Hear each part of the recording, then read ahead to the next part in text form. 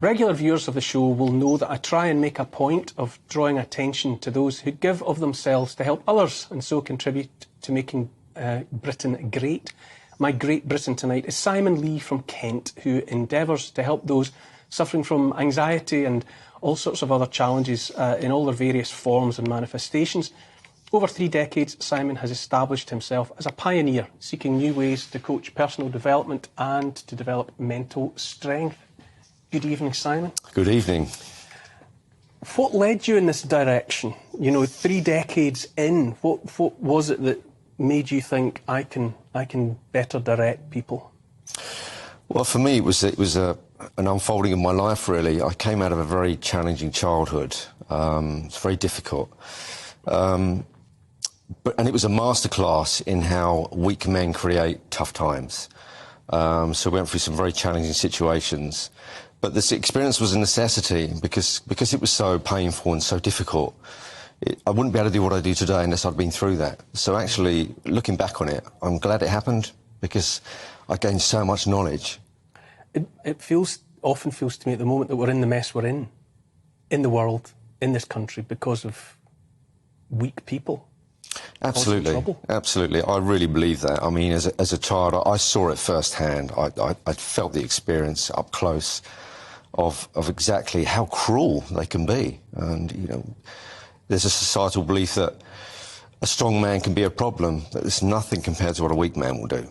It's a real issue. So coming out of that experience, I couldn't stay as I was. I had chronic depression, chronic anxiety.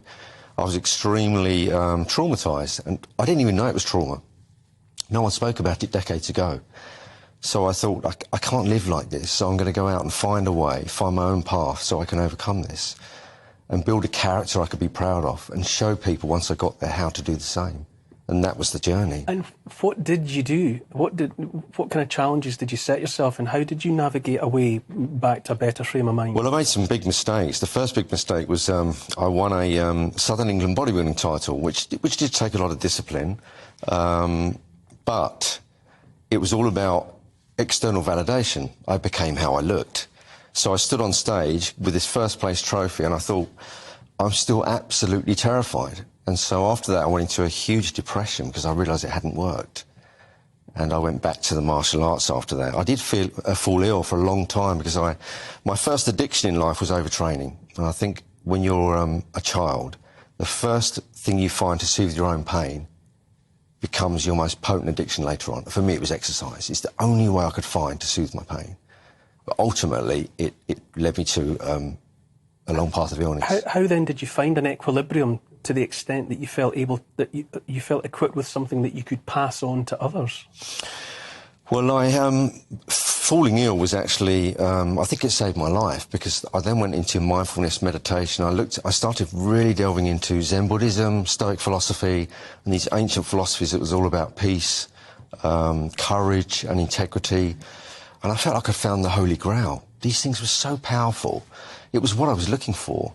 So I put together a system I could, and I went out there and I started teaching. So I went around local hospitals, talking about my recovery, talking about these philosophies, and the interest just built up gradually over time.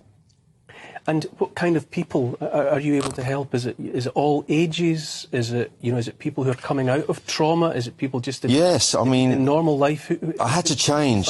I know some teachers are also talking about this, but I had to change the narrative of trauma because I really believe in post-traumatic growth over post-traumatic harm. So when I started to give talks in schools and I gave talks to young men, I used to say, who here put your hand up, who's had a tough time? If it was the children, I'd say, have your mum and dad split up? Have you been through some tough times? And you'd always get a minority of hands going up. And I'd say, you've got more potential than anybody else in the room.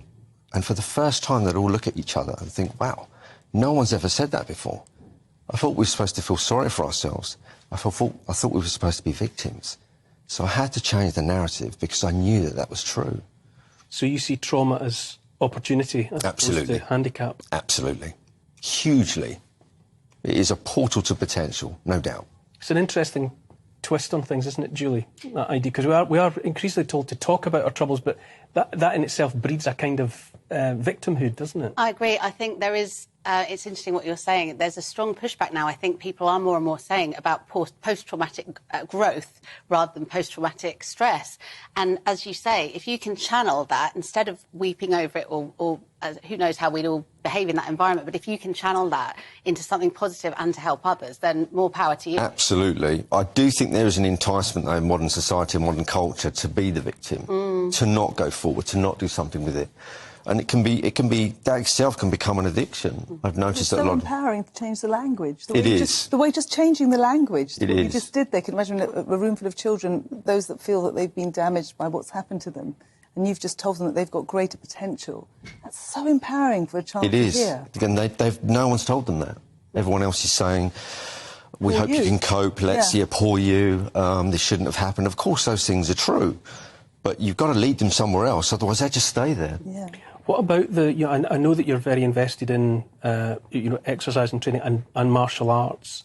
What is it that you feel martial arts gives someone who has trauma or who has some kind of anxiety that they need? Well, I think there's a quote by Winston Churchill, and I really like it. He said, be kind, but be fierce. And I think what trauma does, it disconnects you from your sense of self. And you end up, and I was a very, very broken young man myself, but you need that, a man and a woman needs that fierce aspect as well, because the fierceness will push you forward, it will let you chase your dreams, it will protect you. The kindness will instill integrity and be compassionate to your fellow man. I didn't have any fierceness. It was locked in me and I couldn't access it. I was terrified of everything. So I took up martial arts to find that fierceness. And wow, when I opened that door, I had trouble controlling it for a while because it was unknown territory. I hadn't explored there. So then I had this other struggle of getting it on a leash. But once I did, it was just a form of empowerment, and it gave me conviction in my beliefs, in my words, and how I lived. Jordan Peterson says over and over again, talking to young men, that they need to know that there is a monster inside of all of us. Absolutely. And if you pretend to yourself that you're only nice, then you're much more dangerous than someone who has identified the fact that they're capable of the terrible. Absolutely. And they know it's there and they control it, master it, challenge it, and that makes them a much more complete person than someone who just says, I'm just a nice guy.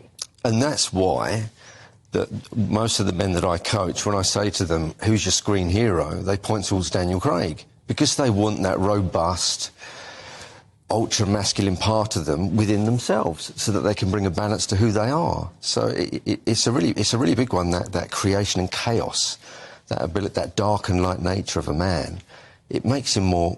He's the one that won't be cruel because he has it under control. He's the one that will do great things. He will be just. He will be strong. Tonya, in these times where we've heard so much for years about toxic masculinity, I think particularly I feel it in relation to, I've got two sons. I've got a daughter, but I've got two sons. And I feel that they need that positive message that they do have something very important to give, absolutely by dint of being male. Absolutely. So, like you, I've got two boys too, and they're being demasculinated all the time and told that they can't be real men, that they can't, show strength because then it's toxic. It's not. I'm going to have to cut it short there, Simon. That was brilliant. I'm going to have to move on into the break, but thank you. Sorry to cut you short.